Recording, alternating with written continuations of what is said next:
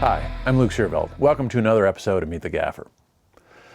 In this episode, we're going to hear from Frieder Hochheim, and I've interviewed him before, at Cinegear, but here we got to sit down in a quiet place for a little while longer. And I broke up the interview into 4 sections. So this first section is going to be kind of like the origin story. Now, he's told it before, and you may have seen it in Shane Hurlbut's Hurl blog, and I'll link to that below because it's got some cool sort of archival footage that he was able to cut in. Mine's just basically talking heads.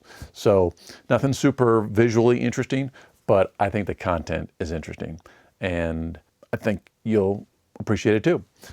Then after this first episode, in a series of 4, the second one will be about manufacturing process, and we'll look at, kind of get a tour of the manufacturing there. And then we'll talk about color and gamut. And then on the 4th one, we'll talk about some new products, basically the new LED tubes. So I hope you like it. I started off as a film student at Ryerson University in Toronto.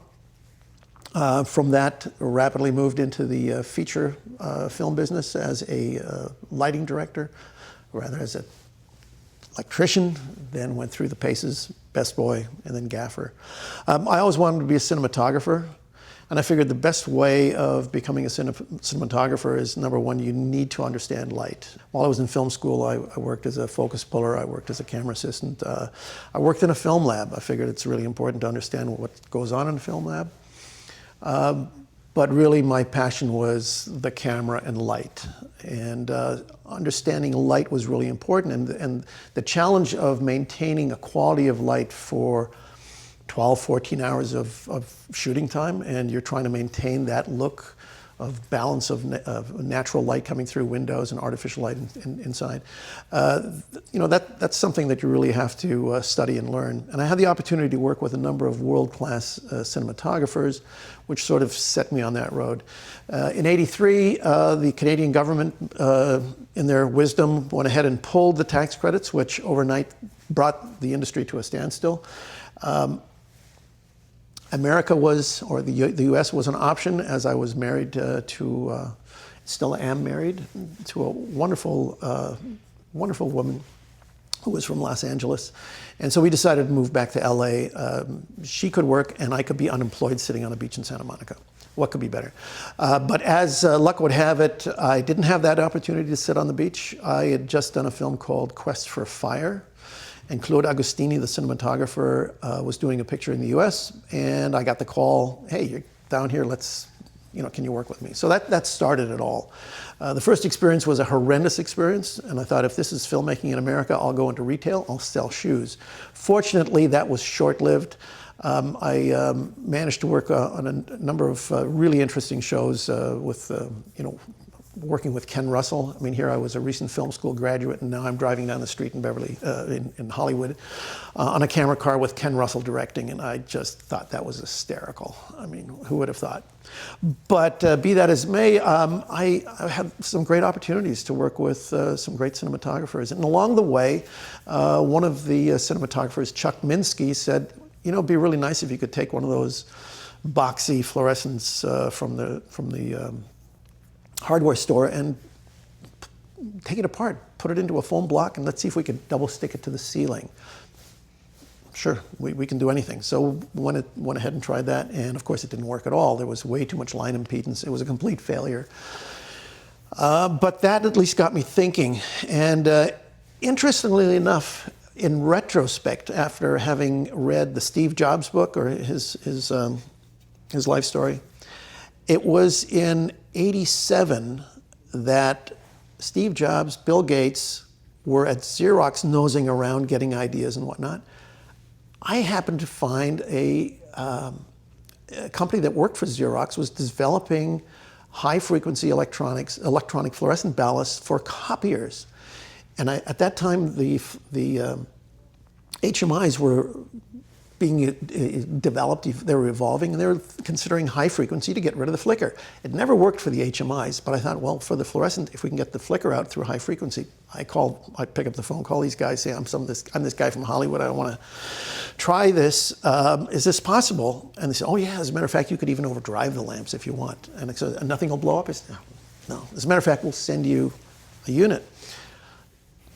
So they send me this prototype ballast, no charge. We hook it all up, and voila, it works. At 100 feet, I can drive a lamp and turn it on instantly. There's no sound from the ballast, and there's no flicker. This thing is operating at 20 kilohertz or 25 kilohertz. Stunning. The fact that it worked really sort of set this off. And then it was this exploratory process of, well, once we strip the lamps out, what do we do with them? Well, let's stick them on a piece of foam core. That's what you do. We use foam core as bounce cards. Let's have the bounce card emanate light. So we just strap it onto that. And then I was fortunate enough to work with Robbie Mueller, a Dutch slash German cinematographer. He'd done a lot of work with Wim Wenders. And I had the opportunity to work with him. And he liked the idea because the kind of light that we are now migrating to, you got to remember this was in '87. So film stocks had just come up to about 100 ASA. Cameras were getting smaller and lighter. Lenses were getting faster. And the style of shooting was more on location, wide lens, interior. You see everything. You see the floor, the ceilings, the walls. Where do you hide the light? And you can't bounce a light. You know, every time you bounce a light into a card, you're losing 20 square feet of set space. So that doesn't work. So this concept really played well into the one film that we're doing. It was called Barfly. And we ended up creating a look that was unlike anything that we've been able to achieve prior to that time. We were able to get very wide angle shots. We had windows in the scene, and it was all motivated light. So if you had a window from the left, all your light was motivated from the left. And you could do either a hard light or a soft light, and then we would supplement it with with a foam core strapped with fluorescent tubes. And it worked fantastic.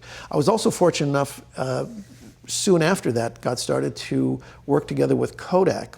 And I went to Kodak in Hollywood, and there was a fellow named Mitch Bogdanovich working there, and he had developed this spectrometer for Kodak where you could input the various film stocks, you could put in lenses, and it would then read a light source and tell you what correction was necessary. So I said, well, listen, I've got this fluorescent tube, it's kind of green, we know that, but what do I need to do to get the green out? And I'm not an engineer by any stretch, but at least give me some direction.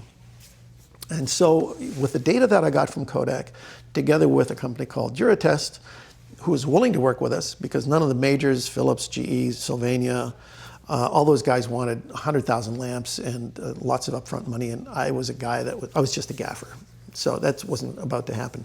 But these guys took a gamble with me, and we started working on this tube, and lo and behold, we were able to get the green out.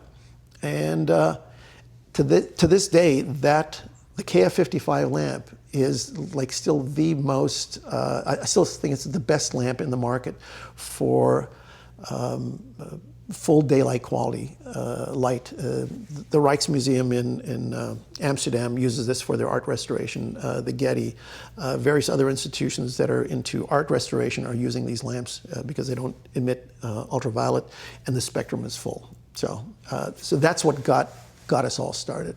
So the whole process of how we came about developing the system itself, which we applied for a patent, we got it, which was nice. It's bragging rights.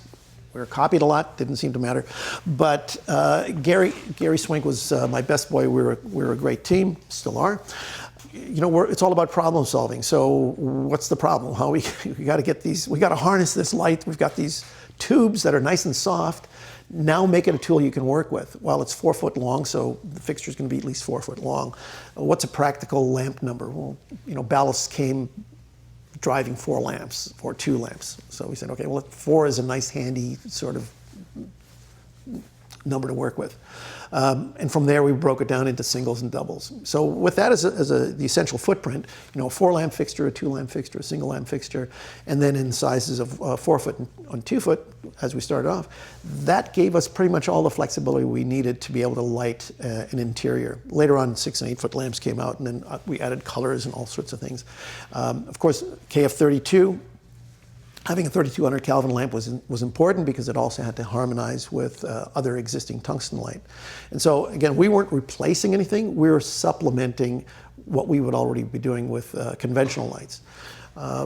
But so the actual physical form was more form followed function. And it's one of these classic enduring designs. It was a great design to start with, and we've tried to change it, tried to improve upon it. The hinge, okay, it's a maintenance issue. You got to change the hinge out every now and then. It's a wire material. It can break. But I figured, come on, if you're going to change the oil in your car, you got to do that at least once a year. So maybe you've got to change a wire, depending on the usage, 2 times a year, 3 times. I mean, our own rental department, it's not an issue. It only becomes an issue when you don't deal with it, and then it becomes a real pain in the ass when the door is flopping around.